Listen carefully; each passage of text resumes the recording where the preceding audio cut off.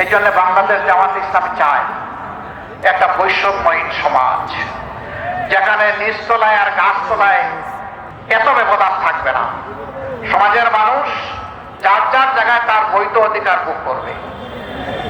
অধিকার পাওয়ার জন্য তাকে রাজপথে আর রক্ত জড়াতে হবে না, বরঞ্চ অধিকার তার ঘরে চলে যাবে। আমরা এমন একটি সমাজ চাই, সেই সমাজ যদি গড়তে হয় তাইলে আমাদের জাতীয় ঐক্য লাগবে। আমাদের সমাজকে দুর্নীতিমুক্ত করতে হবে, আমাদের সমাজে সামাজিক সুবিচার কায়েম করতে হবে, আমাদের সমাজকে মানবিক সমাজে পরিণত করতে হবে, আমাদের জনগণের বিশেষ করে আমাদের যুবকদের হাতকে কর্মীর হাতে পরিণত করতে হবে।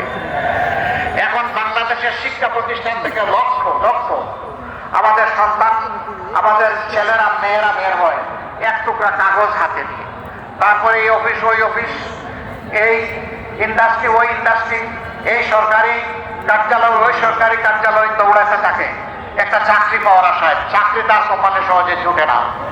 তাহলে এমন শিক্ষা আমরা কেন দিলাম, যেই শিক্ষা পাওয়ার পর আমাদেরই একটা সন্তান চাকরির জন্য পাগল হয়ে ঘুরায়, কোনো সময় তাদেরকে হতাশ হয়ে আত্মহত্যা করতেও আমরা দেখি।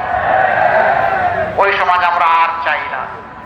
আমরা এমন একটা শিক্ষা ব্যবস্থা চাই, যেই শিক্ষা ব্যবস্থা প্রত্যেকটি ছাত্রছাত্রীর হাতকে সুনাগরিক কর্মীর হাতে পরিণত করবে।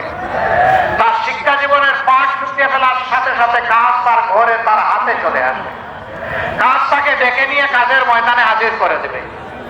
এইভাবে সবগুলো হাতকে কর্মীর হাতে পরিণত করে আমরা দেশকে আগাতে চাই। এমন একটা দেশ চাই যেখানে ধর্মে বর্ণে কোনো হিংসা হানাহানি থাকবে না, মন্দিরও পাহারা দেওয়ার দরকার হবে না, মসজিদও পাহারা দেওয়ার দরকার হবে না, গির্জাও পাহারা দেওয়ার দরকার হবে না, বৌদ্ধমত পাহারা দেওয়ার দরকার হবে না।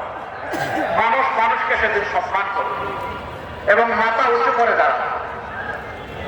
আমাদের মায়েরা ঘরে রাস্তায় চলাচলের সময়, কর্মস্থলে এবং সমাজে তারা মর্যাদা এবং নিরাপত্তার সাথে তাদের কাজ সম্পাদন করবে। দেশের ভাগ্য উন্নয়নে পুরুষদের পাশাপাশি তাদের মেধা, যোগ্যতা, কর্মক্ষেত্র অনুযায়ী তারা অবদান রাখবেন।